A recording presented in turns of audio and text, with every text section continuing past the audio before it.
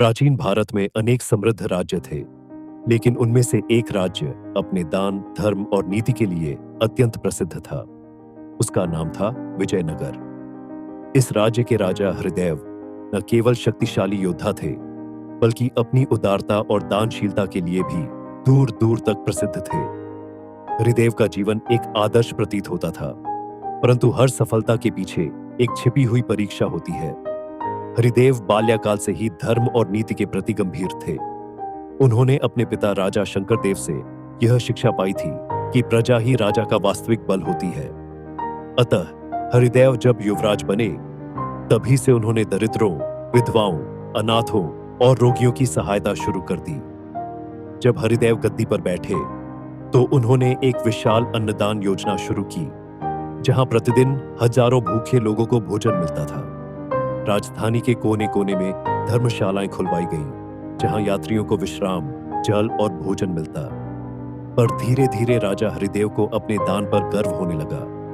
जब जब दरबार में कोई दीन दुखी व्यक्ति आकर सहायता मांगता और राजा उसे कुछ देता, तो वह भीतर ही भीतर प्रसन्न होता, जैसे किसी प्रतियोगिता में जीत गया हो। उसकी आंखों में वह चमक आ जाती जो मैं श्रेष्ठ हूं की भावना से आती है। एक दिन दरबार में चर्चा चल रही थी, सर्वोत्तम पुण्य क्या है? किसी ने कहा तीर्थ यात्रा, किसी ने कहा यज्ञ, किसी ने कहा सत्य वचन। राजा ने मुस्कुराते हुए कहा, सबसे बड़ा पुण्य दान है, और इस राज्य में यदि कोई सबसे बड़ा दानी है तो वह मैं हूं। मंत्रीगण तालियां बजाने लगे, पर तभी एक वृद्ध महामंत्री कौशल वर्मा ने धीरे से कहा, महाराज, सच्चा दान वह है जिसमें दाता को भी यह स्मरण न रहे कि उसने कुछ दिया है। राजा कुछ क्षणों के लिए चुप रह गया, पर फिर बोला, वह तो बहुत उच्च कोटि की बात है कौशल वर्मा, ऐसा दान संभव नहीं। कौशल वर्मा ने सिर झुका लिया, पर उसकी आंखों में हल्की सी मुस्कान थी। कुछ दिनों बाद दरबार में एक अजीब सा दृश्य देखने को मिला। एक अंधा भिक्षु, जिसकी चाल धीमी थी और वस्त्र पुराने, दरबार में आया। सैनिकों ने रोका, पर भिक्षु बोला, मुझे राजा हरिदेव से मिलना है, मेरे पास उनके लिए एक संदेश है। राजा को जैसे ही झात हुआ, उन्होंने भिक्षु को बुला भेजा।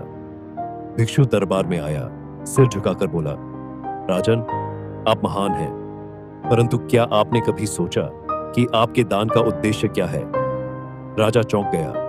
वह बोला, भिक्षु, मैं भूखों को अन्न देता हूं, रोगियों का इलाज कराता हूं, अनाथों को आश्रय देता हूं, क्या यही पर्याप्त नहीं? भिक्षु ने कहा, राजन, आप बहुत कुछ देते हैं, पर कभी कुछ छोड़ते नहीं। दान तब तक अपूर्ण है जब तक अहंकार उसका हिस्सा हो। सच्चा दान वह है जो बिना अपेक्षा, बिना पहचान और बिना स्मृति के हो। राजा को यह सुनकर क्रोध भी आया और भ्रम भी। वह बोला, तुम कहते हो कि मेरा दान सच्चा नहीं? भिक्षु ने शांत स्वर में उत्तर दिया, मैं केवल आईना दिखाता हूं राजन। दान वह है जिसे देने के बाद दाता को भी याद न रहे। भिक्षु चला गया, पर उसके शब्द राजा के मन में रह गए। उस रात राजा सो न सका। बार बार सोचता, क्या मैं दिखावे के लिए दान करता हूं? क्या मेरे दान में अहंकार है? अगली सुबह उसने महामंत्री कौशल वर्मा को बुलाया और पूछा, क्या तुम्हें भी ऐसा लगता है कि मेरे दान में कोई कमी है?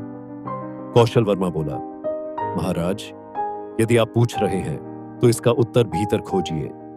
यदि आपके दान के बाद भी आपको विशेष अनुभव होता है, तो कहीं ना कहीं वह दान नहीं, प्रतिष्ठा बन गया है। उस दिन राजा ने घोषणा की, आज से कोई भी दान राजा हरिदेव के नाम से नहीं होगा। राज्य के प्रत्येक कोने में गुप्त रूप से सहायता पहुंचाई जाएगी, पर न दानी का नाम होगा, न कोई स्मृति। राजा ने कुछ विश्वसनीय सेवकों को यह कार्य सौंपा।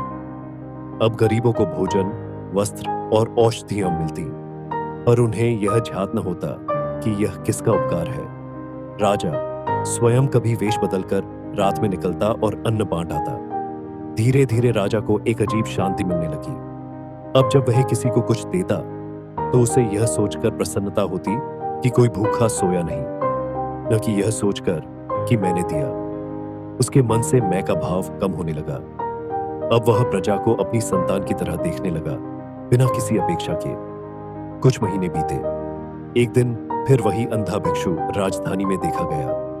वह नगर के एक कोने में बैठा था और उसके पास कुछ लोग आकर धन्यवाद दे रहे थे।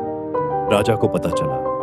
वह तत्काल साधारण वेश में वहां पहुंचा और भिक्षु से बोला, भिक्षु, अब मुझे समझ आया कि सच्चा दान क्या है। तुमने मेरी आंखें खोल दी। भिक्षु मुस्कुराया। वह बोला, राजन, आंखों से देखना आवश्यक नहीं, पर आत्मा से अनुभव करना आवश्यक है। जब आप देने के बाद भूल जाएं, तभी आपने वास्तव में पाया है। राजा ने उस दिन भिक्षु को अपने महल में रुकने का निमंत्रण दिया, पर भिक्षु बोला, मैं जहां भी जाता हूं वही मेरा आश्रम है। आप अब राज धर्म के साथ आत्मधर्म को भी जान गए हो। यही मेरा उद्देश्य था। वर्षों बीते। हरिदेव अब वृद्ध हो चला था। उसका पुत्र सत्यव्रत अब राज्य कार्य संभालने लगा था। राजा अधिकतर समय ध्यान में रहता या गुप्त रूप से दीन दुखियों की सहायता करता। एक दिन उसने अपने पुत्र से कहा, राज्य चलाना आसान है, पर भीतर की सत्ता को जीतना कठिन। मैंने राज्य किया, युद्ध लड़े, उत्सव मनाए, पर जो शांति मुझे गुप्त दान से मिली वह किसी सिंहासन से नहीं मिली। अंततः एक दिन राजा हरिदेव ने राज्य त्याग कर संन्यास धारण कर लिया। उसने कहा, अब मुझे दान नहीं देना, अब मुझे स्वयं को अर्पित करना है उस सत्य को जो सदा से मेरा रहा है। लोग आज भी कहते हैं कि राजा हरिदेव ने सबसे बड़ा दान तब किया जब उन्होंने अपना नाम, अपना गौरव और अपनी पहचान छोड़ दी। सीख, सच्चा दान वह है जिसमें देने वाले को भी याद न रहे कि उसने कुछ दिया। दान वह है जो किसी नाम से नहीं, भावना से जुड़ा हो। विनम्रता ही आत्मा की सच्ची सजावट है। जो भीतर से खाली होता है वही सच्चाई से भर सकता है।